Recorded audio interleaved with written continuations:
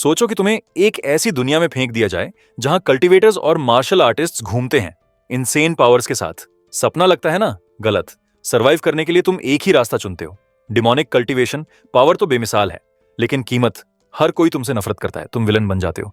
हर righteous sect तुम्हारा शिकार करती है जैसे तुम कोई फाइनल बॉस हो। जब लगता है कि तुम्हारी कहानी खत्म होने वाली है, किस्मत तुम्हारे साथ खेलने लगती है। एक प्राचीन आईना तुम्हें दूसरी डिमेंशन में खींच लेता है और बूम, तुम ज़ोंबी अपोकलिप्स के बीच में हो। लेकिन यहां ट्विस्ट है, तुम्हारी डिमोनिक आर्ट्स ये इस दुनिया के लिए परफेक्ट हैं। तुम ट्रांसेंडेंट ह्यूमंस को, बेसिकली सबसे ताकतवर लोगों को, अनस्टॉपेबल ओवरपावर्ड ज़ोंबीज में बदलना शुरू करते हो। तुम एक आर्मी बनाते हो, और जब आईना तुम्हें वापस उस दुनिया में भेजता है, तुम वही नहीं रहे।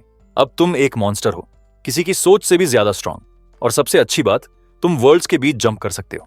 वो राइचियस सेक्ट्स जिन्होंने तुम्हारा शिकार किया था, वो अपने हर फैसले पर पछताने वाले हैं। सब कुछ शिन्ही सिटी में शुरू होता है, जहां वूजी सेक्ट के बारे में अफवाहें जंगल की आग की तरह फैल रही हैं, जो अपनी भयानक डिमोनिक आर्ट्स के लिए बदनाम है। डर ने शहर को जकड़ लिया है, लेकिन कुछ लोग भीड़ को यकीन दिलाते हैं कि राइचियस कल्टीवेटर्स आए हैं सेक्ट को खत्म करने के लिए। इसी बीच एक मिस्टीरियस फिगर वहां से गुजरता है और किसी सीक्रेट टेक्निक से सब कुछ सुन लेता है। वो रुकता है, अपनी हैट झुकाता है और पीछे मुड़ता है। वो बुदबुदाता है, लगता है मैं यहां ज्यादा देर नहीं रह सकता। इन बास्टर्ड्स ने मुझे 1 साल से ज्यादा समय से हंट किया है। कैसी किस्मत है ऐसे जीने की। ये हैं चू सेन, हमारा प्रोटोगोनिस्ट। और पता है क्या, वो वूजी सेक्ट का एक इनर डिसाइपल है। वो सेक्ट जो लोगों और राइचस कल्टीवेटर्स को पागल बना देता है। लेकिन जैसा मैंने बताया, वो इस दुनिया का भी नहीं है। चू शेन एक अर्थलिंग है जिसे चागन कॉन्टिनेंट में फेंक दिया गया, बिना फैमिली के, बिना बैकग्राउंड के, no cheat system, no maxed out stats और ना कोई गर्ल या गाय। लेकिन एमसी इसे स्वीकार नहीं करता, इसलिए उसने अपने हाथों में मामला लिया। डिमोनिक कल्टीवेशन के डार्क पाथ पर चलते हुए शेयर ग्रिट और रूथलेस डिटर्मिनेशन से उसने वूजी सेक्ट में अपनी जगह बनाई। युगुआ का सबसे बड़ा और मजबूत सेक्ट। सर्वाइव करने के लिए उसने सब कुछ मास्टर किया। Worm cultivation, poison arts, disguise, corpse puppetry, नाम लो। और वो है, सालों की रिलेंटलेस मेहनत के बाद आखिरकार वो चाई रिफाइनिंग स्टेज पर पहुंचा, सेक्ट एल्डर्स द्वारा इनर डिसाइपल बनने के लिए तैयार। लेकिन किस्मत के और प्लान्स थे। अचानक सेक्ट का फर्स्ट एंसेस्टर पागल हो गया और मर गया। वूजी सेक्ट को वल्नरेबल छोड़ गया। 5 मेजर ऑर्थोडॉक्स सेक्ट्स ने हमला किया, उन्हें डिमोनिक कल्ट बताया और बेरहमी से मार डाला। वूजी सेक्ट खत्म हो गया। इसके डिसाइपल्स का कत्लेआम हुआ। कुछ बचे हुए, जैसे चू शेन, अब जानवरों की तरह शिकार किए जा रहे थे। प्रेजेंट में चू शेन अंधेरी दीवार के सहारे झुका। उसकी हैट जमीन पर गिरी जैसे ही दर्द की लहर उसे मारी। उसकी आवाज तनी हुई थी, डेस्परेशन से कांप रही थी। ब्लड ट्रांसफॉर्मेशन और सोल सीजर आर्ट। इसे बहुत ज्यादा ब्लड एसेंस चाहिए, वर्म्स को खिलाना, फ्लैश और ब्लड। अगर मुझे जल्द रिसोर्सेज नहीं मिले तो बैकलैश मुझे मार देगा। लेकिन उसने दांत भींचे, खुद को आगे धकेला। एक ठंडा संकल्प उसकी नजरों में भर गया। आज वो किसी से मिलने जा रहा था, एक बचा हुआ जूनियर डिसाइपल, रिसोर्सेज की उसकी एकमात्र उम्मीद। वो पीछे एक बार की तरफ मुड़ा और एक नीली क्लोक में लिपटी फिगर को अकेले बैठे देखा। फिगर थोड़ा अनकंफर्टेबल लगा, जैसे चू शेन नर्वस स्माइल के साथ पास आया। जूनियर डिसाइपल ने सावधानी से उसका स्वागत किया। ब्रदर चू शेन, तुम आखिरकार आ गए। तुम अच्छे नहीं लग रहे। सब ठीक है ना? चू शेन की नज़र ठंडी थी, उसकी तेज आंखें कोई इमोशन नहीं दिखा रही थीं। जब उसने सीधे पॉइंट पर आते हुए कहा, तुम आइटम्स लाए हो, जूनियर ब्रदर हिचकिचाया, नर्वसली इधर उधर देखते हुए। उसके हाथ थोड़ा कांप रहे थे। ब्रदर, तुम अभी भी हमारे सेक्ट की टेक्निक्स प्रैक्टिस कर रहे हो। अगर ऑर्थोडॉक्स सेक्ट को पता चल गया तो तुम मर जाओगे। चू शेन का एक्सप्रेशन गहरा हुआ। एक शार्प एज उसके शब्दों में आई जब उसने जवाब दिया। उसका टोन आइसी और फ्रस्ट्रेशन से भरा। उन्होंने पहले ही हमें मौत की सजा सुना दी है। चाहे मैं डिमोनिक आर्ट्स कल्टीवेट करूं या ना करूं, क्या फर्क पड़ता है? जूनियर डिसाइपल के हाथ फंबल करते हुए डीमन बीस्ट ब्लड बीड्स का एक बैग सौंपा। उनकी क्रिम्सन ग्लो चू शेन की आंखों में रिफ्लेक्ट हो रही थी। लेकिन फिर उसकी रीढ़ में एक ठंडक दौड़ी। उसकी इंस्टिंक्ट्स चिल्लाईं। उसका शरीर तना जैसे ही उसने डिस्क्रीटली अपनी लिसनिंग टेक्निक एक्टिवेट की। उसके कान में एम्बेडेड छोटी स्नेल जीवित हो गई और जो उसने सुना उससे उसमें ठंडा गुस्सा भर गया। एक ट्रेटर का इस्तेमाल करके इन वूजी के बचे लोगों को बाहर निकालना, यह कभी फेल नहीं होता। एक बार उसे कैप्चर कर लें, उसका सामान छीन लें और उसे ड्राई कर दें, हम अमीर हो जाएंगे। धोखा। चू शेन की मुट्ठियां सफेद हो गईं जब उसने बीड्स को कसा। उसका शांत बाहरी रूप उसके अंदर के तूफान को छुपा रहा था। जूनियर ब्रदर, मुझे अभी भी ब्लड स्पिरिट पिल्स चाहिए, तुम ला सकते हो? शेन की आवाज शांत लेकिन कमांडिंग थी। उसकी ठंडी नजर अपने जूनियर ब्रदर पर टिकी। छोटे आदमी ने हिचकिचाते हुए अनकंफर्टेबल होकर जवाब दिया, मेरे पास कुछ हैं, लेकिन वो यूजुअली फाउंडेशन एस्टैब्लिशमेंट कल्टीवेटर्स के लिए होती है। उसकी आवाज रुकी जब रियलाइज हुआ और उसकी आंखें एक्साइटमेंट से चमक उठीं। क्या ऐसा हो सकता है कि तुमने अंकल लूज और बाकियों को ढूंढ लिया? वो अपनी सीट से उछला। उसका एक्साइटमेंट लगभग छुआ जा सकता था, लेकिन शेन का एक्सप्रेशन नहीं बदला, बल्कि उसकी नाजार और शार्प हो गई। ऐसे सवाल मत पूछो जो तुम्हें नहीं पूछने चाहिए। उसकी आवाज बर्फ जितनी ठंडी थी, किसी आर्ग्यूमेंट के लिए जगह नहीं छोड़ती। अगर तुम्हारे पास ब्लड स्पिरिट पिल है तो जल्दी निकालो। उसके टोन में अचानक आई ठंडक ने छोटे आदमी को जगह पर जमा दिया, लेकिन जल्दी ही उसकी आंखों में खुशी की जगह गुस्सा आ गया। ब्लड स्पिरिट पिल महंगी है, जूनियर ब्रदर बोला, उसकी आवाज बढ़ती हुई। सीनियर ब्रदर, शायद तुम इसे अफोर्ड नहीं कर सकते, है ना? लेकिन फिर एक चालाक मुस्कान उसके चेहरे पर आई, जैसे उसने थोड़ा झुकते हुए कहा, उसकी आवाज कुछ ज्यादा सोची समझी होती हुई। अगर तुम मुझे अंकल लू के पास ले चलो और हमें उनके जैसे फाउंडेशन बिल्डिंग कल्टीवेटर से प्रोटेक्शन मिल जाए तो मैं तुम्हें ये फ्री में दे दूंगा। वो एक पल रुका ताकि उसके शब्द समझ आ जाएं, और फिर बोला, मैं एक मिडिल ग्रेड स्पिरिट स्टोन भी दूंगा। एक मिडिल ग्रेड स्पिरिट स्टोन जो 100 लो ग्रेड स्पिरिट स्टोन्स के बराबर है। ऑफर छोटी नहीं थी, लेकिन शेन नहीं हिला। उसके होंठ एक हल्की मुस्कान में मुड़े जब उसका हाथ उसकी ठोड़ी की तरफ बढ़ा। उसका एक्सप्रेशन पढ़ना मुश्किल था, हालांकि खतरा ज्यादा है, लेकिन देखते हुए कि तुम कितने सिंसियर हो। उसने अपना खुद का मिडिल ग्रेड स्पिरिट स्टोन सौंपा शांत तरीके से। उसकी मुस्कान बता रही थी कि उसके पास पहले से ही एक प्लान था इसे वापस लेने का। बिना एक और शब्द के दोनों बार से निकल गए। उनके बीच तनाव सतह के नीचे उबल रहा था। अंधेरे से एक ग्रुप ऑफ मेन ने उनके जाने को देखा, खतरनाक मुस्कानों के साथ। हीलियम उसके साथ गया, उनके लीडर ने कहा, उसकी आवाज बुराई से भरी। अप्रत्याशित तरीके से आज हमने एक बड़ी मछली पकड़ी है। उसकी मुस्कान चौड़ी हुई जब उसने कंटिन्यू किया, अगर हम एक और फाउंडेशन बिल्डिंग कल्टीवेटर को पकड़ लें, रिवॉर्ड शानदार होंगे। सिर्फ सेक्ट के मेरिट रिवॉर्ड्स नहीं, बल्कि मरे हुए की संपत्ति भी खुद कल्टीवेशन पर समय बर्बाद करने से कहीं ज्यादा वर्थ होगी। लोग अंधेरे से हंसे, उनकी आंखें लालच से चमक रही थीं। जब वे अपना ट्रैप सेट करने के लिए चले, टेंपल में माहौल हर कदम के साथ अंडरग्राउंड टनल में और भारी होता गया। नम हवा उनकी स्किन से चिपकी और झिलमिलाती टॉर्च की रोशनी दीवारों पर डरावनी परछाइयां डाल रही थी। जूनियर ब्रदर ने खामोशी तोड़ी, उसकी आवाज तारीफ और बेचैनी दोनों से भरी। सीनियर ब्रदर अभी भी सबसे भरोसेमंद है। ये छोटा कोर्टयार्ड और अंडरग्राउंड टनल सच में बेदाग है, लेकिन हमें कितना और चलना है। उसकी आवाज थोड़ी कांपी जब उसने इधर उधर देखा। बढ़ता अंधेरा उसकी घबराहट को खा रहा था।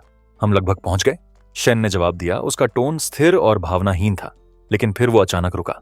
पीछे मुड़कर अपने जूनियर ब्रदर को देखते हुए उसकी क्रिम्सन आंखें मध्यम रोशनी में हल्की चमक रही थीं और उसके होंठ एक डरावनी मुस्कान में मुड़े। लेकिन अगर तुम जल्दी में हो जूनियर ब्रदर, उसकी आवाज गिरी, बुराई से टपकती हुई। सीनियर ब्रदर तुम्हारे साथ थोड़ी देर के लिए रहेगा। फिर इससे पहले कि छोटा आदमी शब्दों को समझ भी पाता, शेन ने वार किया। हमले की ताकत बेरहम थी। जूनियर ब्रदर को पीछे की तरफ उड़ाते हुए उसका शरीर टेंपल डोर से टकराया। लकड़ी और पत्थर तोड़ते हुए बाहर खुरदरे पत्थर के फर्श पर फिसला। बाहर के घात लगाने वाले हैरान और शॉक्ड थे, कुछ नहीं कर पाए, इसलिए वे अपने घायल साथी की तरफ भागे। खून जमीन पर फैल गया जब हिलांग ने अपने बुरी तरह घायल शरीर को उठाने की कोशिश की। उसकी आवाज कमजोर लेकिन जरूरी थी। नीचे, उसके शब्द हांफते हुए बाहर आए जब उसने एक कांपते हाथ से टेंपल की तरफ इशारा किया। चू शेन और लुजिन सोंग दोनों नीचे हैं, मेरी चिंता मत करो, उन्हें भागने नहीं दो।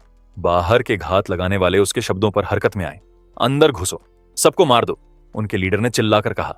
उसकी आवाज तेज और हुक्म देने वाली। वे स्टेयर्स से नीचे घुसे, लेकिन जब वे बॉटम पर पहुंचे, वे अपने सामने के दृश्य को देखकर जम गए। एक सूखी लाश जमीन पर पड़ी थी, उसकी स्किन हड्डियों से चिपकी हुई, जैसे उससे सारी जिंदगी निकाल दी गई हो। हाँ, किसी ने बुदबुदाया, उनकी आवाज उलझन से कांपती हुई। मास्टर, यहां एक सूखी लाश है। लीडर आगे बढ़ा, उसका एक्सप्रेशन काला होते हुए। जब वो बॉडी के पास बैठा, अपने जादू के एक झटके से उसने सीन को परखा। उसकी आवाज गंभीर थी जब उसने फुसफुसाया, कितना बेरहम है, स्किन और खोपड़ी को उतार दिया गया है। उसकी आंखें चौड़ी हुईं जब समझ बिजली की तरह उसे मारी। क्या ये हिलियांग है? उसकी आवाज घबराहट से फटी जब वो अपने पैरों पर उछला। उसकी दृष्टि स्टेयर्स की तरफ घूमती हुई। बाहर वाला चूशियन है, वापस जाओ, हम धोखा खा गए हैं दूर, जिंगा सिटी के बाहर। शन ने इंसानी चमड़े का मास्क फाड़ा, उसका चेहरा घृणा में मुड़ते हुए जब उसने इसे जमीन पर फेंका। अस्थाई इंसानी चमड़े का मास्क पहनना सच में असहज है, उसने खुद से बुदबुदाया। उसकी आंखें संकरी हुईं जब उसने उन घटनाओं पर सोचा जो अब भी हुई थीं। लिसनिंग बग्स की वजह से मैं पहले से घात को समझ पाया और हेलियांग के विश्वासघात को पकड़ पाया। उसकी आवाज शांत थी, लेकिन उसके टोन में कड़वाहट की एक झलक रही। लेकिन चाहे मैं अभी के लिए भाग लूं, मैं हमेशा के लिए कैसे भाग सकता हूं? उसने दूरी में देखा, उसके विचार और भारी होते हुए। क्या मुझे उन ऑर्थोडॉक्स सेक्ट्स में भी शामिल होना चाहिए? नहीं, यह संभव नहीं है।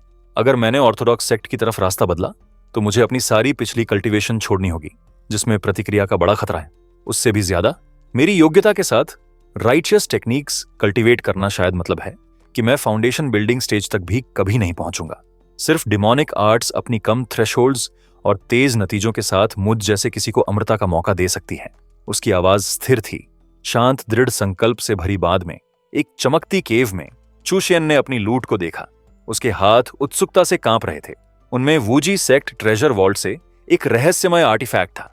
जब उसने इसे चालू किया, एक बर्बाद अपोकलिप्टिक सिटी का विजन दिखा। उसके थ्रू एक झटका भेजते हुए, ये अर्थ जैसा क्यों दिख रहा है? मेरी अर्थ लेकिन तबाह हुई।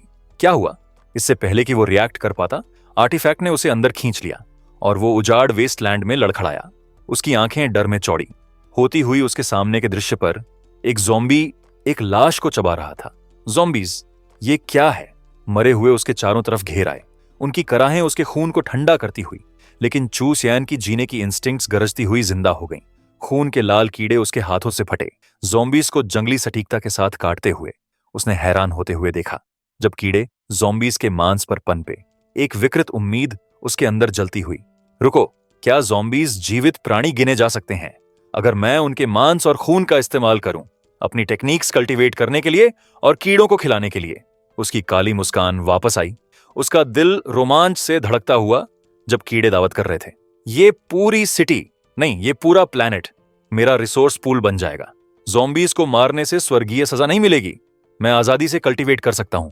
मैं आखिरकार वो पा सकता हूं जिसका मैंने कभी सपना तक नहीं देखा था, अमृता। जैसे और ज़ॉम्बीज उसकी तरफ दौड़े, चूशियन लंबा खड़ा हुआ। उसके ब्लड वर्म्स उम्मीद में लहरा रहे थे। उसकी आवाज शांत लेकिन दृढ़ थी, अटल संकल्प से भरी।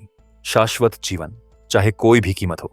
सड़ते ज़ॉम्बी कॉप्सेस के पहाड़ पर चूशियन लंबा खड़ा था। उसका लंबा रोब खून से सना और उसकी क्रिम्जन आंखें संतोष से चमक रही थीं। एक मुस्कान उसके होंठों पर खींची जब उसने घोषित किया, बस थोड़े ही समय में मैंने ची रिफाइनिंग की 4वीं से 5वीं लेयर तक छलांग लगा ली है। ये जगह सच में डिमोनिक आर्ट्स कल्टीवेट करने के लिए एक पवित्र भूमि है। उसके नीचे कमजोर ज़ॉम्बीज बेमतलब इधर उधर घूम रहे थे, शिकार ढूंढते हुए। चूशियन ने उन पर नीचे देखा, प्रभावित नहीं। हालांकि खुद ज़ॉम्बीज का शिकार करना और उनकी एनर्जी सोखना बहुत परेशानी वाला है। अब समन्ड कॉर्प्सेस बनाने का समय है ताकि वो मेरे लिए काम करें। उसने अपनी कनपटी रगड़ी और सांस ली। उसकी नफरत साफ थी, लेकिन कॉर्प्सेस बनाने के लिए मजबूत बॉडीज चाहिए जो गहरी नाराजगी से भरी हों। सामग्री के तौर पर तभी बनाई गई कॉर्प्सेस की अच्छी क्षमता होगी। उसकी दृष्टि उसके नीचे दयनीय ज़ॉम्बीज पर वापस आई। उनकी सुस्त हरकतें और खाली आंखें उसे परेशान कर रही थीं। ये लोग बेकार कचरा, इनके साथ काम करना नामुमकिन है। अपनी मुद्रा को सीधा करते हुए उसने अपनी बाहें अपनी पीठ के पीछे क्रॉस की, एक कमांडिंग नेपोलियन पोज में, और घोषणा की, चलो ठीक है, अभी के लिए मैं इस जगह को अस्थायी बेस के रूप में इस्तेमाल करूंगा। इतने बड़े मॉल में मुझे नए उपयुक्त टारगेट्स मिल जाने चाहिए। दृश्य एक चश्मे वाले आदमी पर बदला। उसका चेहरा डर से पीला, भूखे ज़ॉम्बीज की भीड़ से घिरा हुआ। वो डेस्परेटली चिल्लाया, टाइगर ब्रो, प्लीज मुझे बचाओ। उसकी आंखें एक ब्लॉन्ड आदमी की तरफ घूमी जो घमंड से ऊपरी फ्लोर पर खड़ा था, सप्लाईज का एक बैग पकड़े हुए। क्या तुमने नहीं कहा था कि जब तक मैं ज़ॉम्बीज को डिस्ट्रैक्ट करता हूं तुम मुझे बचाने आओगे जब तुम रिसोर्सेज इकट्ठा कर लो? मेरी माँ और बहन को अभी भी मेरी जरूरत है, मैं यहां नहीं मर सकता। लेकिन ब्लॉन्ड आदमी का जवाब कुछ भी हमदर्दी वाला नहीं था। एक बुरी मुस्कान के साथ उसने ताना मारा, अरे यार, मुझे लगता है मैं तुम्हें बताना भूल गया। तुम्हारी माँ कल मर गई। कैसे लिनुआन गैंग एक 60 साल की औरत पर रिसोर्सेज बर्बाद कर सकता है? चश्मे वाला आदमी अविश्वास में जम गया, उसकी आवाज कांपती हुई। तुमने क्या कहा? ब्लॉन्ड आदमी ने लापरवाही से कंधे उचकाए, जाने के लिए मुड़ते हुए। मेरे लिए अपनी जान देने के लिए शुक्रिया। तुम्हारे मरने के बाद मैं तुम्हारी बहन का ख्याल रखूंगा। चश्मे वाला आदमी निराशा में चिल्लाया जब ज़ॉम्बीज पास आए। उसके मांस में फाड़ते हुए अपनी आखिरी सांस के साथ उसने श्राप दिया, तंगनहू, तुम्हें जरूर अपना बदला मिलेगा। लेकिन तंगहू, ब्लॉन्ड आदमी, सिर्फ अंधेरे से हंसा जब वो अपने सप्लाईज के साथ भागा। कौन सा बदला? इस दुनिया के नियम हमेशा से ताकतवर की जीत रहे हैं। उसे पता नहीं था कि कोई देख रहा था। अंधेरे से चू कियन ने दृश्य को एक हिसाब लगाती हुई दृष्टि से देखा। एक विकृत योजना उसके दिमाग में बनी जब उसने खुद से बुदबुदाया, रुको, एक पल रुको। इस आदमी का शरीर काफी शानदार है, कॉर्प्स बनाने के लिए सही सामग्री। तंगहू अपनी जगह में रुका, खतरा महसूस करते हुए वो छू सियान को डरावने ढंग से खड़े देखने के लिए मुड़ा। उसका अजीब आउटफिट और ऑरा तुरंत उसे बेचैनी से भर गया। एक डैगर निकालते हुए तंगहू गुर्राया, तुम कौन हो?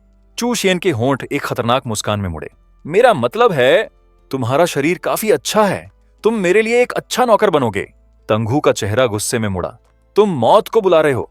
उसने दहाड़ा, चू सियान पर अपनी डैगर के साथ झपटते हुए। लेकिन इससे पहले कि ब्लेड अपने निशाने तक पहुंचती, एक लाल चमक हवा में काटी। तंगहू हैरानी में पीछे लड़खड़ाया। अपनी टूटी डैगर को देखते हुए स्रोत, एक ब्लड वर्म, लहरा रहा था और ब्लेड को टुकड़ों में काट रहा था। तंगहू ने अपनी खून बहती हथेली पकड़ी। उसका आत्मविश्वास चकनाचूर हो गया। डर उसकी आवाज में घुस गया जब उसने सोचा, ये आदमी वो कीड़ों को कंट्रोल कर सकता है क्या? वो भी एक ट्रांसेंडेंट बीइंग है। मैं उसे किसी भी तरह से हरा नहीं सकता। जल्दी से रणनीति बदलते हुए तंगहू ने अपनी सबसे आकर्षक मुस्कान लगाई। मेरा ब्रदर इन लॉ शाओहोंग लिनुआन गैंग का है, उसकी खातिर मुझे जाने दो। तुम ये बैग ऑफ सप्लाईज भी ले सकते हो। छू सियान ने एक भौं उठाई। प्रभावित नहीं? लिनुआन गैंग? तंगहू ने उत्सुकता से सिर हिलाया। क्या तुम नहीं जानते लिनुआन गैंग दोंगवू सिटी की सबसे बड़ी संगठन है। मेरा ब्रदर इन लॉ शाओहोंग लीडर है और एक ट्रांसेंडेंट। वो मुझसे 10 गुना ज्यादा मजबूत है। छू सियान अंधेरे से हंसा, उसकी आवाज मजाक से भरी। अगर वो तुम जैसे एक आम इंसान से सिर्फ 10 गुना मजबूत है तो चिंता की कोई बात नहीं। इससे पहले कि टैंगहू जवाब दे पाता, छू सियान के ब्लड वर्म्स ने वार किया। उसे हवा में बांधते हुए टैंगहू दहशत में चिल्लाया जब उसे एक सुनहरे रिचुअल कॉल्ड्रन की तरफ खींचा गया, चमकते लाल निशानों और 4 खोपड़ियों से घिरे। एक बार जब मैं तुम पर अपनी सीक्रेट टेक्निक से इस्तेमाल करूंगा, छू सियान ने ठंडे से समझाया, तुम एक मजबूत कॉर्प्स सोल्जर बन जाओगे। टैंगहू ब्लड वर्म्स के खिलाफ लड़ा, उसकी आवाज टूटती हुई। रुको रुको, हमारे बीच कोई दुश्मनी नहीं है। तुम मुझे क्यों मारने की कोशिश कर रहे हो? छू सियान पास झुका, उसकी आवाज एक डरावनी फुसफुसाहट। क्या तुमने अभी नहीं कहा कि इस दुनिया का नियम ताकतवर की जीत है? तुम जैसे किसी को मारने से मेरे कर्मा में कमी भी नहीं आएगी। अपनी उंगली के एक झटके से छू सियान ने टांगहू को उबलते कॉल्ड्रन में छोड़ दिया। टैंगहू की दर्द की चीखें हॉल में गूंजी। धीरे होती हुई जब उसका शरीर उबलते तरल में घुल गया, कुछ पलों बाद खोपड़ियों की तरह का नीला तरल कॉल्ड्रन के किनारों से टपका। छू सियान ने चमकती आंखों से देखा जब रिफाइनिंग प्रोसेस शुरू हुआ। तुम बस कॉर्प्स बनाने के लिए परफेक्ट हो। कॉर्प्स पपेट सेक्ट की विद्रा कॉर्प्स रिफाइनिंग टेक्निक तुम्हें ब्लेड्स और स्पीयर्स के लिए अभेद्य बना देगी। अपार ताकत के साथ पूरा होने पर तुम एक ची रिफाइनिंग स्टेज कल्टीवेटर के बराबर होगे। 3 दिन बाद तेज पंजों वाला एक लाल हाथ कॉल्ड्रन से उभरा। टैंगहू का पुनर्जन्म हुआ था। एक ग्रेड 2 कॉर्प्स सोल्जर, चमकती लाल आंखों और उसके पेट में जलती आग जैसी क्रिम्सन रोशनी के साथ। छू सियान ने ताली बजाई, मुस्कुराते हुए, मुझे विश्वास नहीं हो रहा कि मेरी पहली कॉर्प्स रिफाइनमेंट इतनी सफल रही। एक लाल टावर के रूप में एक जादुई टूल बुलाते हुए, low grade magical tool, corpse nurturing tower, इन कॉर्प्सेस को स्टोर करने, पालने और जांचने के लिए इस्तेमाल होता है। छू सियान चिल्लाया, जांच करो। टूल ने नए यिन कॉर्प्स को एनालाइज किया और उसकी डिटेल्स वापस की। ग्रेड 2 कॉर्प्स सोल्जर, जन्मजात spells, blood thirst technique, golden light incantation. छू सियान अपनी एक्साइटमेंट छुपा नहीं सका। बुरा नहीं है, ये सिर्फ ग्रेड 2 तक नहीं पहुंची, बल्कि इसकी जन्मजात स्पेल्स एक दूसरे की परफेक्टली कॉम्प्लीमेंट करती हैं। ये यिन कॉर्प्स एक ची रिफाइनिंग 4th लेयर कल्टीवेटर के बराबर भी हो सकती है। वो अपनी नई क्रिएशन की तरफ मुड़ा, उसके चेहरे पर गर्व भरी मुस्कान। मैं तुम्हें शाओसी बुलाऊंगा। अब जाओ और मेरे लिए ज़ॉम्बी का मांस इकट्ठा करो। एक गुर्राहट के साथ शाओसी एक्शन में कूदा, ज़ॉम्बीज के झुंडों को आसानी से फाड़ते हुए। एक पल में वो ज़ॉम्बी कॉर्प्सेस से भरी शॉपिंग कार्ट के साथ वापस आया, उन्हें ग्रोसरीज की तरह पेश करते हुए। छू सियान आराम से रमेन खाते हुए शाओसी का सिर थपथपाया। अच्छा किया, तुमने मेरी कल्टीवेशन एफिशिएंसी को काफी बढ़ा दिया है। छू सियान ने खुद से सोचा, किसने सोचा होगा कि मेरे जैसा कोई सनशाइन कॉन्टिनेंट में मुश्किल से जी रहा था इस दुनिया में एक शक्तिशाली व्यक्ति बन जाएगा जिसके हाथ में जीवन और मृत्यु का कमांड है। ये सब उस ब्लड मिरर की वजह से है जो मुझे यहां लाया। उसका एक्सप्रेशन थोड़ा काला हुआ जब उसने अब एकदम काले मिरर को देखा। अफसोस है कि टेलीपोर्टेशन काम करना बंद कर गया, लेकिन कोई बात नहीं, मैं इस ज़ॉम्बी से भरे प्लैनेट पर अपनी डिमोनिक आर्ट्स कल्टीवेट करता रहूंगा। जब सही समय आएगा, मैं सुनुअन कॉन्टिनेंट पहले से कहीं ज्यादा मजबूत होकर वापस आऊंगा। और इसके साथ 2 वर्ल्ड्स के डिमोनिक किंग ने अपने अगले कदमों की योजना बनाई। हाई होटल वो जगह है जहां सब कुछ शुरू होता है। एक हाई राइज खून की बारिश होने का इंतजार कर रही। यहां हमें एक हरी जैकेट में कांपता हुआ लड़का मिलता है जो अपना सिर झुकाए डर से हिल रहा है। वो एक ऐसे आदमी से माफी मांग रहा है जो टोजी फुशिगुरो के डरावने खोए हुए कजन जैसा दिखता है। लेकिन वो यहां असली बॉस नहीं है। असली बॉस है शाओहोंग, लिनुआन गैंग का लीडर और चलो बस इतना कहें कि उसका धैर्य 3 हफ्ते पहले खत्म हो गया। शाओ होंग एक एम्परर की तरह बैठा, उसके पास उसका वुल्फ बीस्ट और उसकी बांह पर एक लड़की लिपटी हुई। हरी जैकेट वाले मूर्ख को एक इतने गंभीर चेहरे से घूर रहा है और सिर इतना चमकदार है कि रोशनी रिफ्लेक्ट करता है। तुमने मुझसे वादा किया था कि तुम आधे महीने में पता लगा लोगे कि टांग हू का क्या हुआ। वो गुर्राया, उसकी आवाज नीची और डरावनी। हरी जैकेट वाला लड़का प्रैक्टिकली दबाव में कोलैप्स होते हुए अपने घुटनों पर गिरा, भीख मांगते हुए। बॉस, लेकिन शाओ होंग इसे सुनने को तैयार नहीं है। वो आगे झुका, उसका टोन इतना तेज कि स्टील को काट सके। पहले से 1 महीना हो चुका है, कमरा सिकुड़ता हुआ महसूस होता है, हवा तनाव से भारी। शाओ का वुल्फ बीस्ट पास आता है, दांत दिखाते हुए, और हरी जैकेट वाला लड़का बकवास करने लगता है जैसे उसकी जिंदगी इस पर निर्भर है। क्योंकि खैर है बॉस, मुझे पता चला ब्रदर हू ज़्यूनफाम मॉल में गायब हुआ, लेकिन वहां खतरनाक है। मेरे 2 आदमी पहले से इन्वेस्टिगेशन में गायब हो चुके हैं और मुझे लगता है वहां एडवांस्ड ज़ॉम्बीज हैं। तुम मुझे ब्लेम नहीं कर सकते, सिर्फ तुम बॉस उनसे डील कर सकते हो। एक पल के लिए ऐसा लगता है जैसे शाओ होंग लड़के को छोड़ सकता है। वो अपने वुल्फ बीस्ट को थपथपाता भी है, लगभग सोचता हुआ। तुम सही हो, वो कहता है, उसकी आवाज शांत जैसे तूफान की आंख। ये तुम्हारी गलती नहीं है, आखिरकार तुम सुपर ह्यूमन नहीं हो। राहत हरी जैकेट वाले लड़के के चेहरे पर भर जाती है जब वो अपना शुक्रिया अदा करता है। शुक्रिया बॉस, शुक्रिया बॉस। लेकिन शाओ होंग की हथेली एक टहनी की तरह स्नैप होती है, उसका वुल्फ झपटता है जबड़े काटते हुए, और पलों में हरी जैकेट वाला लड़का सिर्फ एक मील बनकर रह जाता है। शाओ बेकार आम इंसान से अपने हाथ साफ करता है और अपने राइट हैंड मैन की तरफ मुड़ता है। वांगबाओ, जो ईरली टोजी जैसा दिखता है, मरा या जिंदा, उसे ढूंढो। हुआंग और आई ही को अपने साथ ले जाओ, हम ज़्यूनफाम मॉल जा रहे हैं। उनकी टैंक जैसी कार ज़ॉम्बी अपोकलिप्स के थ्रू गरजती हुई।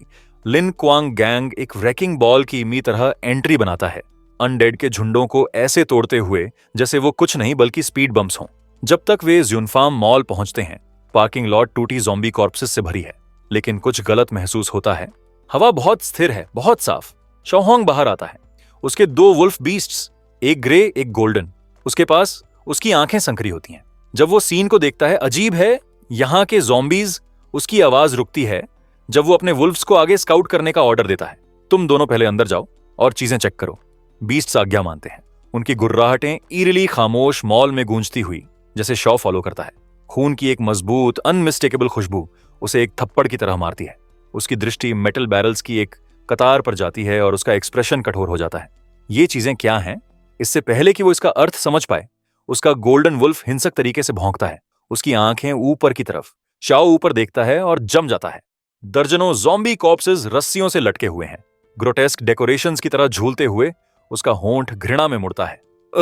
किस तरह का पर्वर्ट है? क्या ये सच में कुछ ऐसा है जो एक इंसान कर सकता है? क्या ऐसा हो सकता है कि टैंग हू यहां हारा था? वांगबाओ, हमेशा का लॉयल सेकंड इन कमांड, अपने बॉस को डायरेक्शन के लिए देखता है। बॉस, हमें अब क्या करना चाहिए? शॉ का चेहरा काला हो जाता है, उसकी ऑरा प्योर गुस्से की एक नीली लौ से जलती हुई, चाहे ये ब्लैक ब्लेड सिक्योरिटी या किसी और ने किया हो। वो गुर्राया, ये कर्ज ऐसे ही सेटल नहीं हो सकता। उसकी आवाज मॉल में गूंजती है। लिनुआन गैंग से शाओ होंग के अंडरलिंग्स के साथ मैसकुस करने की हिम्मत करना मेरे साथ मैसे करने जैसा है। मैं तब तक चैन से नहीं बैठूंगा जब तक मैं कल्प्रिट को ढूंढकर उसे एक सूखी लाश में नहीं बदल देता। इस बीच एक पूरी तरह से अलग प्लेन ऑफ एग्जिस्टेंस में हम मिरियम वर्ल्ड की तरफ शिफ्ट होते हैं, एक ऐसी जगह जहां स्पिरिचुअल एनर्जी एक नदी की तरह बहती है और ग्रजेस खून से सेटल किए जाते हैं। टेन्युआन कॉन्टिनेंट पर एक केव के अंदर एक बैंगनी चमक अंधेरे को भरती है। एक लड़का बाहर आता है, एक विलन की तरह ताजा दिखता हुआ, जो सीधे पावर अप मोन्टाज से निकला हो। वो स्ट्रेच करता है, भरपूर स्पिरिचुअल एनर्जी में सांस लेते हुए। मैं वापस आ गया, वो घोषित करता है, उसकी आवाज कॉन्फिडेंस से टपकती हुई। लेकिन बेशक मुसीबत पहले से उसका इंतजार कर रही है। शियंग फैमिली के गूंस का एक ग्रुप तैयार खड़ा है, तलवारें निकाली हुई और आंखें बदले की आग से जलती हुई। उनका लीडर गुर्राता है, चू शेन, तुम सच में भाग रहे हो। पिछली बार तुम शू शेरवन के सामने भाग गए थे और हमें इसके लिए सजा मिली थी, लेकिन अब कोई रास्ता नहीं है। चू शेन हिलता तक नहीं, बजाय वो मुस्कुराता है, उसका टोन मजाक से भरा। कुछ 5वें लेवल के फाउंडेशन एस्टैब्लिशमेंट ग्रंट्स मेरे सामने शोर करने की हिम्मत करते हैं। कितना घमंड है! लीडर का धैर्य टूटता है। अटैक करो, वे गरजते हैं और ग्रुप चूचेन को घेर लेता है। ब्लेड्स चमकती हुई, बड़ी गलती। चूचेन के हाथ एक ब्लर में हिलते हैं और एक खतरनाक मुस्कान के साथ वो अपने अपग्रेडेड ब्लड स्टील थ्रेड्स को अनलीश करता है। लंबे क्रिम्सन वर्म्स उसकी हथेलियों से शूट होते हैं। एम्बुशर्स को हवा में एक ट्विस्टेड पपेट शो में मैरियोनेट्स की तरह उलझाते हुए चीखें केव को भर देती हैं। जब उनमें से एक चिल्लाता है, ये कैसे हो सकता है? क्या तुम सिर्फ क्यूआई रिफाइनमेंट के चौथे लेवल पर नहीं थे? चूशेन अंधेरे से हंसता है, तुम्हारी इंफॉर्मेशन पुरानी है। मेरी कल्टीवेशन पहले से ही की रिफाइनमेंट के छठे लेवल तक पहुंच चुकी है। लीडर अवाक घूरता है, ये नामुमकिन है, सिर्फ 3 दिन हुए हैं, तुम छठे लेवल तक कैसे पहुंच सकते हो? चूशेन का दिमाग तेजी से चलता है। रुको, 3 दिन? वो जल्दी से कैलकुलेट करता है। मैं ब्लड मिरर वर्ल्ड के अंदर 1 महीने रहता हूं, फिर भी यहां सिर्फ 3 दिन गुजरे हैं। समय का अंतर लगभग 10 से 1 होना चाहिए। हालांकि बाहर वो पूरी तरह बिजनेस में है। मुझे पूछने दो, तुम कुछ लोगों के अलावा क्या कोई और रीइंफोर्समेंट्स मेरा पीछा कर रहे हैं? क्या तुम्हारे वो फाउंडेशन एस्टैब्लिशमेंट मास्टर भी आए हैं? जब उसके सवाल का जवाब खामोशी से मिलता है, वो थ्रेड्स पर अपनी ग्रिप कसता है, एक बेचारे को खून के टुकड़ों में स्प्लिट करते हुए। मुझे जवाब दो, या ये सबकी किस्मत होगी। डर गए बाकी एम्बुशर्स सब कुछ बता देते हैं। हम यहाँ अकेले हैं, कोई और रीइंफोर्समेंट्स नहीं है। मास्टर ने सोचा कि हम कुछ लोग तुम्हें हैंडल कर लेंगे, इसलिए वो नहीं आए। चूशेन की मुस्कान ठंडी हो जाती है। सच में? तो मुझे चिंता करने की जरूरत नहीं है। एम्बुशर्स डेयर करते हैं उम्मीद करने की। तुमने कहा था कि तुम हमें जाने दोगे, लेकिन चूशेन इंटरप्ट करता है। उसके थ्रेड्स उनके थ्रू ऐसे काटते हैं जैसे एक बुचर मांस काट रहा हो। खून केव की दीवारों पर छिड़कता है जब वो अपने हाथों से क्रिम्सन चाटता है। एक संतुष्ट मुस्कान उसके होंठों पर। क्या तुमने सच में विश्वास किया था? आखिरकार मैं बेरहम ठंडे खून वाला डीमन कल्टीवेटर हूं। अपने ब्लड वर्म्स को अवशेषों को खाते हुए देखते हुए चूशेन अपने हाल के लाभों पर सोचता है। ब्लड मिरर, मेरे पास सिर्फ एक ब्लड लाइन थी, और अब न सिर्फ मेरी कल्टीवेशन की रिफाइनमेंट के छठे लेवल तक पहुंच गई है, बल्कि मैंने जन्मजात टेक्निक भी मास्टर कर ली है, ब्लड नरिशमेंट। इसके अलावा मेरे पास एक तीसरे लेवल के ज़ॉम्बी का ट्रम्प कार्ड है। वो केव से बाहर कदम रखता है, अब एक चट्टान पर खड़ा होकर नीचे किंगडम को देख रहा। उसकी दृष्टि तेज होती है। मुझे अपनी लाइफ स्पैन बढ़ाने के लिए रियल्म्स के थ्रू और भी तेजी से ब्रेक थ्रू करनी होगी। ज़ॉम्बी वर्ल्ड पर blood furnace endless resources provide करती है, लेकिन मुझे अभी भी सेन्युअन कॉन्टिनेंट से मटेरियल्स चाहिए। अगली बार जब ब्लड मिरर एनर्जी गेन करेगी, मुझे उससे पहले रिस्टॉक करना होगा। सुनुअन मार्केट की चहल पहल करने वाली एनर्जी लगभग ओवरवेलमिंग थी। हवा सौदेबाजी की आवाजों और दुर्लभ हर्ब्स और एक्सोटिक वेयर्स की खुशबू से भारी। चूशियन भीड़ के थ्रू घूमा, उसका दिमाग व्यस्त। उसने चुपचाप अपनी इन्वेंट्री कैलकुलेट की। कॉर्प्स रिफाइन करने के लिए इकट्ठा की गई मटेरियल्स के बारे में सोचते हुए उसके पास दुर्लभ हेवनली ट्रेजर्स लॉकडाउन थे, लेकिन सबसे जरूरी आइटम सामान्य मार्केट्स में कहीं नहीं मिली। उसे गहराई में खोदना था, सही चैनल्स ढूंढने थे। उसके विचार अचानक इंटरप्ट हुए जब उसकी तेज आंखों ने एक वेंडर स्टॉल पर धूप के नीचे चमकती हुई कुछ जानी पहचानी चीज देखी। उसका दिल एक धड़कन छोड़ गया। ये क्या है? ये तो वुजी सेक्ट टोकन है, विदर्ड बोन। उसकी आंखें संकरी हुईं। जब वो वेंडर के पास पहुंचा, उसका चेहरा उदासीनता का सावधानी से बनाया गया मास्क। साथ ही डोइस्ट, उसने आराम से कहा, वहां उन साइलोंग मेलन्स में से एक की कीमत क्या है? वेंडर, एक खुरदरे दिखने वाला लड़का, एक चिकने गैंगस्टर जैसे एक्सप्रेशन के साथ, उसे आलस्य से देखा।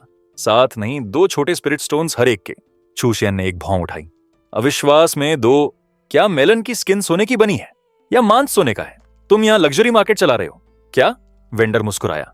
तुम्हें लगता है ये महंगा है, मुझे भी लगता है ये महंगा है, लेकिन ये मेलन्स, इन्हें सीधे वुजी सेक्ट के खंडहरों से निकाला गया है। तुम्हें ये कहीं और नहीं मिलेंगे, मेरे लिए एक चुनो। चूशियन ने आदेश दिया। उसका टोन तेज। वेंडर ने एक मेलन पकड़ा और उसे दे दिया। चूशियन ने इसे इंस्पेक्ट किया, उसका एक्सप्रेशन आलोचनात्मक। क्या ये अच्छे से पकता है? बीजों के बारे में क्या? वेंडर थोड़ा नाराज दिखा। मैं हर्ब स्टैंड चलाता हूं, मेलन फार्म नहीं। मुझे कैसे पता होना चाहिए? चूशियन की दृष्टि काली हो गई। मैं तुमसे पूछ रहा हूं, क्या ये अच्छे से पकता है? तनाव महसूस हो रहा था और वेंडर का व्यवहार बदल गया। उसने अपनी आवाज नीची की। अगर तुम टॉप प्राइस देने को तैयार हो तो मेरे पास पीछे वेयरहाउस में और भी बेहतर क्वालिटी का स्टॉक है। ठीक है, चूशियन ने कहा, उसकी आवाज नीची लेकिन मजबूत। मुझे वहां ले चलो, एक बार अपने घर के सामने। वेंडर का टोन सम्मानजनक हो गया। क्या मैं पूछ सकता हूं कि मुझे किस सीनियर ब्रदर से बात करने का सौभाग्य मिल रहा है? चूशियन ने अपनी हैट हटाई, अपनी पहचान रिवील करते हुए। चूशियन, वेंडर की आंखें अविश्वास में चौड़ी हुईं। सीनियर ब्रदर चू, ये सच में तुम हो? मैं चिनलोंग हूं। मैं उसी बैच में, वुजी सेक्ट में शामिल हुआ था जिसमें तुम्हें शायद मुझे याद नहीं होगा, लेकिन मैंने हमेशा तुम्हारी प्रशंसा की है। हम ग्रास रूट्स आउटर डिसाइपल्स के बीच तुम वो थे जो सबसे ज्यादा खड़े होते थे। मैंने कभी नहीं सोचा था कि मैं लेजेंडरी सीनियर ब्रदर चू के साथ सीक्रेट सिग्नल्स एक्सचेंज करूंगा। चिनलोंग प्रैक्टिकली एक्साइटमेंट से भरा हुआ। चूशियन के चारों तरफ एक ओवर जेलस फैन बॉय की तरह घूमता हुआ अंकल लू और दूसरे सीनियर ब्रदर्स वू फैमिली मैनर टाइपिंग टाउन में छुपे हुए हैं। जब हमने 3 दिन पहले सुना कि तुमने उस ट्रेटर हिलांग को मार दिया, इसने सबको उम्मीद दी तुम एक लेजेंड हो। Senior brother? चूशियन ने हंसी उड़ाई, उसका टोन ठंडा। तो थर्ड एल्डर का direct disciple uncle Lewin Syang अभी भी जिंदा है। शिंग सेक्ट के टेरिटरी में प्लेन साइट में छुपा हुआ, चालाक, कोई आश्चर्य नहीं कि उन्होंने उसे नहीं ढूंढा। चिन लॉन्ग का उत्साह कम नहीं हुआ। अपने ब्रदर चू को देखकर, तुम्हें हमसे जुड़ना चाहिए। हम वूजी सेक्ट कल्टीवेटर्स को अब पहले से कहीं ज्यादा एक साथ रहना होगा। चू शेन ने उसे हाथ हिलाकर दूर किया। मैं बस यहां कुछ खरीदने आया हूं। चिन लॉन्ग का चेहरा थोड़ा गिरा, लेकिन उसने खुद को संभाला। तुम क्या ढूंढ रहे हो? मुझे एक ब्लड ट्रांसफॉर्मेशन ग्रैंड अरे चाहिए। शब्द हवा में एक हैमर की तरह टकराए और चिन लॉन्ग जम गया। उसका चेहरा शॉक और हॉरर में मुड़ते हुए, क्या? चू शेन अनअफेक्टेड रहा जब उसने समझाया। ब्लड मेल्टिंग फॉर्मेशन एक टूल है जिसे अक्सर डिमोनिक कल्टीवेटर्स बड़े पैमाने पर ब्लड सैक्रिफाइसेस के लिए इस्तेमाल करते हैं। ये एक पावरफुल फाउंडेशनस बिछाने के लिए इस्तेमाल होने वाले 10,000 सोल्स ब्लड पर्ल को रिफाइन करने की अपनी क्षमता के लिए बदनाम है। एक डिमोनिक सेक्ट लीडर भी था जिसने एक बार 3 लाख जिंदगियों की सैक्रिफाइस करके city wide blood melting formation बनाया था। ये सिंपल लेकिन विनाशकारी है। क्यूई रिफाइनिंग स्टेज में किसी के द्वारा चलाए जाने पर भी बड़े पैमाने पर हत्या करने में सक्षम है, लेकिन और यहां उसकी आवाज डरावनी तरीके से गिरी। मैं कुछ भी इतना एक्सट्रीम प्लान नहीं कर रहा हूं। मैं इसे एक ज़ॉम्बी से भरे प्लैनेट पर डिप्लॉय करूंगा। स्वर्ग को कोई नुकसान नहीं, और शायद इससे मुझे कुछ मेरिट भी मिल जाए। चिन लॉन्ग पीला दिखा, उसकी आवाज कांपती हुई। ब्रदर चू, 5 मेजर सेक्ट्स डिमोनिक आर्ट से संबंधित किसी भी चीज पर कड़ी कार्रवाई कर रहे हैं। अगर तुमने वो फॉर्मेशन एक्टिवेट किया तो वे तुम्हारे पीछे आएंगे। चू शेन की दृष्टि कठोर हुई। ये तुम्हारी चिंता नहीं है, तुम्हारे पास है या नहीं? चिन लॉन्ग हिचकिचाया, फिर बुदबुदाया। मुझे किसी का पता है जिसके पास है।